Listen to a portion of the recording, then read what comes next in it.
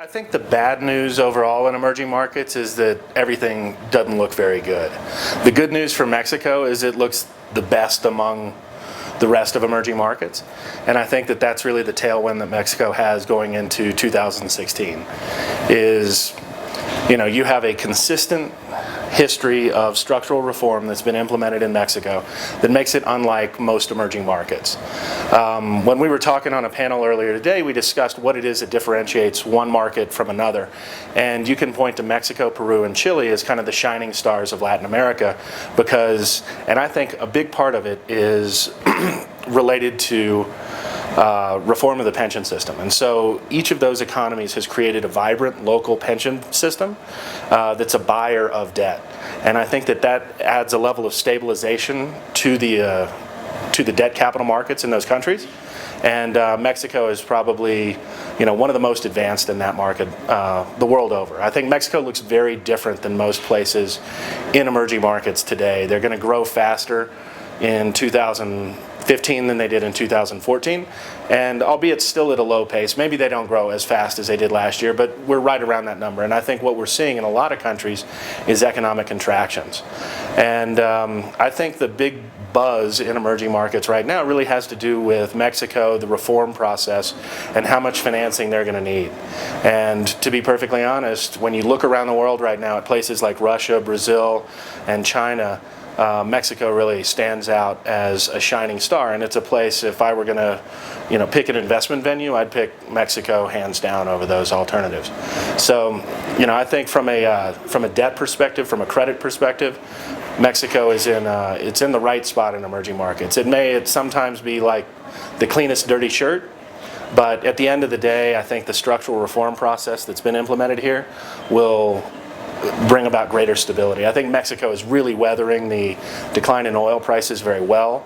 I think that the reform that they implemented last year on the fiscal front is a profound positive. It seemed, there were some hiccups when it first came through, and I think a lot of companies reported bad numbers because the tax hit wasn't expected.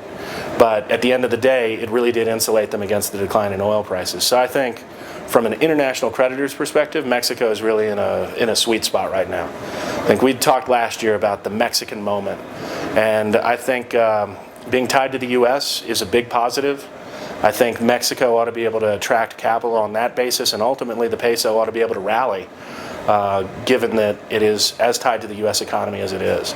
And I think the big news ultimately in the global economy when it turns is that the U.S. is going to grow a little faster. And if the U.S. can bust out and put up a GDP growth number in excess of 3%, I think Mexico will follow suit. And I think people will start talking about NAFTA again and realize that Mexico is integrally tied to the U.S. economy. I think the critical question that takes Mexico to the next level is credit. This is a country that's really starved for capital. I think the banking sector is very focused on kind of extracting capital because it's so internationally owned. There's not a lot of risk taking, and I think the most important step that they can make in the next couple of years is for there to be not just a risk taking culture, but a risk pricing culture. And I think Mexico can achieve a much higher potential growth rate if it's able to leapfrog some of its peers in credit growth. I think from an opportunity perspective, the 100 companies in Mexico that are the largest companies are completely overbanked. Everything beneath that 100 is woefully underbanked. I was surprised to see the other day that Mexico actually has lower credit penetration than Honduras and Guatemala. I would think that needs to change. And so the big opportunities are, coming down to Mexico, looking at the corporate sector.